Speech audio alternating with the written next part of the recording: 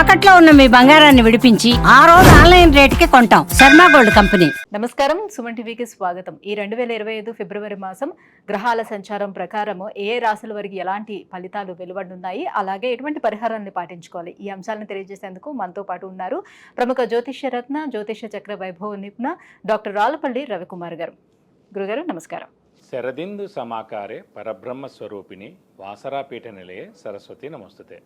అందరికీ నమస్కారం. ముఖ్యంగా సుమన్ టీవీ ప్రేక్షకులకి నమస్కారం.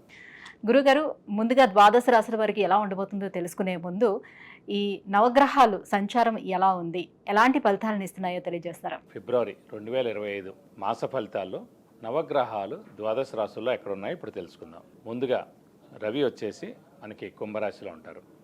అలాగే కుజుడు వచ్చి మనకి మిథున రాశిలో ఉన్నారు. అలాగే రాహు మనకి మీనరాశిలో ఉన్నారు. అలాగే గురువు మనకి వృషభ రాశిలో ఉన్నారు. శని స్వస్థానమైన మనకి కుంభరాశిలో ఉన్నారు. అలాగే బుధుడు వచ్చి మనకి అదే కుంభరాశిలో ఉన్నారు. కేతు మనకి కన్యారాశిలో ఉన్నారు. ఇంకా ఆఖరిగా శుక్రుడు మటుకు ఉచ్చస్థానంలో ఉన్నారు. శుక్రుడు కూడా ఒక 2-3 నెలల దాకా మనకి ఉచ్చస్థానంలో ఉంటారు.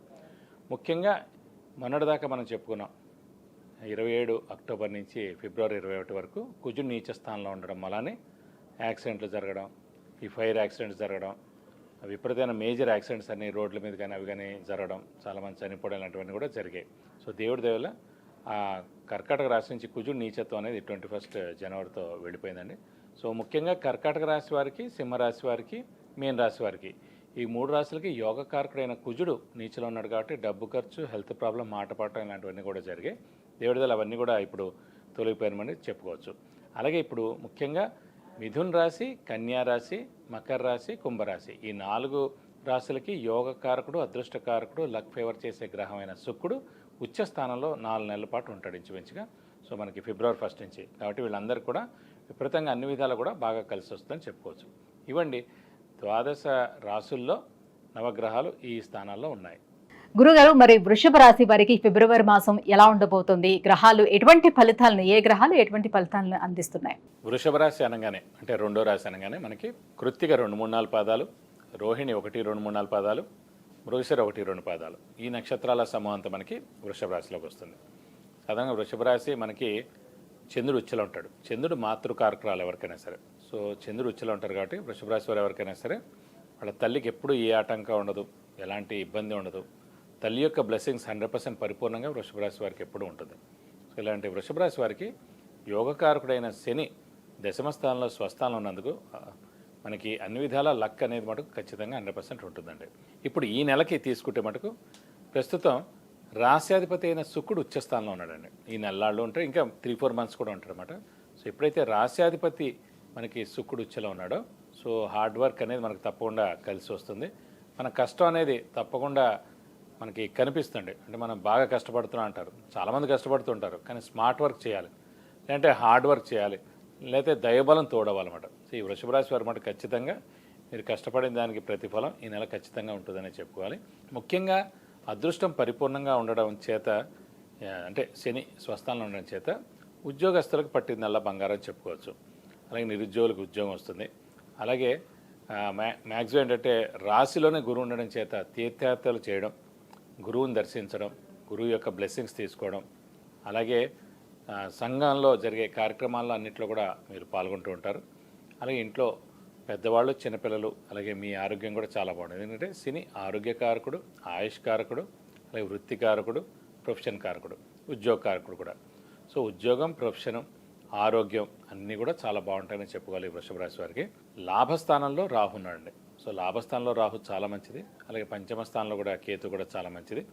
ఇది కాకుండా మనకి బుధుడు కూడా శనితో కలిసి మనకి దశమ స్థానంలో చాలా బాగుందండి. సో రవి బుధుల కలయిక బుధాధిపత్యం కూడా యోగం కూడా వచ్చింది. సో విద్యార్థులకి పట్టిందల్లా బంగారం చెప్పుకోవచ్చు. వాళ్ళు పోటీ పరీక్షలకి అప్లై చేసుకోవచ్చు. అలాగే తప్పకుండా ఎగ్జామ్స్లో మంచి ర్యాంక్ సాధిస్తారు, మంచి పర్సంటేజ్ వస్తుంది. తప్పకుండా మీరు అభివృద్ధిలో ఉండేందుకు అవకాశాలు మటుకు చాలా ఎక్కువగా ఉన్నాయి. అలా కాకుండా ఇంకా షూరిటీస్ పెట్టవచ్చును, స్పెక్యులేషన్స్ కలిసి వస్తాయి. వ్యాపారస్తులు మటుకు కొంచెం మిశ్రమంగా ఉంటుందండి. ఎందుకంటే రాశిలోనే గురువు ఉన్నాడు. గురువు ధనకారకుడు ఎవరికైనా సరే. సో ధనాన్ని బాగా రావాలన్నా, ధనం అంటే బాగా సక్సెస్ అవ్వాలన్నా, ఫైనాన్షియల్గా చాలా బాగుండాలన్నా, వ్యాపారంలో మనం ధనం ఎక్కువగా చూడాలన్నా, ప్రాఫిట్స్ చూడాలన్నా కూడా జాతరీత్యా గురువు చాలా బాగుండాలి, అలాగే చంద్రుడు బుధుడు కూడా చాలా బాగుండాలి వ్యాపారానికి.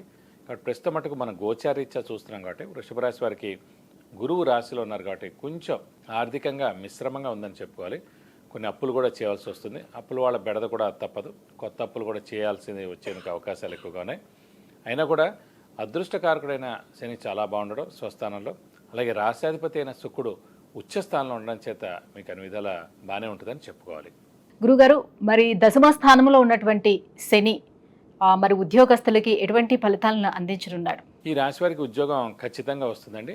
ఎందుకంటే ఈ నెలలో గట్టిగా ప్రయత్నిస్తే, మానవ ప్రయత్నం ఇంపార్టెంట్. ఎప్పుడూ అదే చెప్తాను, ఎంత జ్యోతిషం బాగున్నా, ఎంత జాతకం బాగున్నా, ఎంత గ్రహాలు బాగున్నా, మహర్దశలు అంతర్దశలు ఎక్సలెంట్గా ఉన్నా కూడా మన హార్డ్ వర్క్ చేయకపోయినా, మన స్మార్ట్ వర్క్ చేయకపోయినా కూడా అందరికంటే వెనక్కి పడిపోతూ ఉంటాం. ఇప్పుడు కూడా పెద్ద పెద్ద వాళ్ళు చూడండి, పెద్ద పెద్ద యాక్టర్లు తీసుకోండి, రాజకీయ నాయకులు చూసుకోండి, ఆ వయసుకి వాళ్ళు పక్కకి జరిగిపోవచ్చు, రిటైర్ అయిపోవచ్చు, అన్నీ చేయొచ్చు, అన్నీ చూసిన వాళ్ళే ఉంటారు. అయినా కూడా వాడు ప్రతిరోజు కూడా ఇంకా కష్టపడుతూనే ఉంటారు. కాబట్టి మనం ఎంత కష్టపడితే దాని యొక్క ప్రతిఫలం తప్పకుండా ఉంటుంది. కాబట్టి మానవ ప్రయత్నం మటుకు ఎప్పుడూ వదలకూడదు. కాబట్టి ఖచ్చితంగా మీకు ఈ నెలలో అత్యుత్తమ ఉద్యోగం మీకు గ్యారంటీ వస్తుంది. ఎందుకంటే శని స్వస్థానంలో ఉన్నాడు. శని మెయిన్గా ఉద్యోగకారకుడు, అలాగే మీ రాశికి యోగకారకుడు కూడా శని, వృషభ రాశికి. కాబట్టి మీరు గట్టిగా కష్టపడితే ఖచ్చితంగా ఈ నెల మీకు మంచి ఉద్యోగం వచ్చేందుకు అవకాశాలు ఎక్కువగా ఉన్నాయి. మరి కొత్తగా వ్యాపారం స్టార్ట్ చేయాలనుకునే వాళ్ళకి, అలాగే వ్యాపారస్తులకి ఎలాంటి ఫలితాలు ఉండనున్నాయి? ఇంకా వ్యాపారస్తులకి ఈ మాసం అత్యద్భుతంగా ఉండదు, ఎందుకంటే మిశ్రమంగా ఉంటుంది.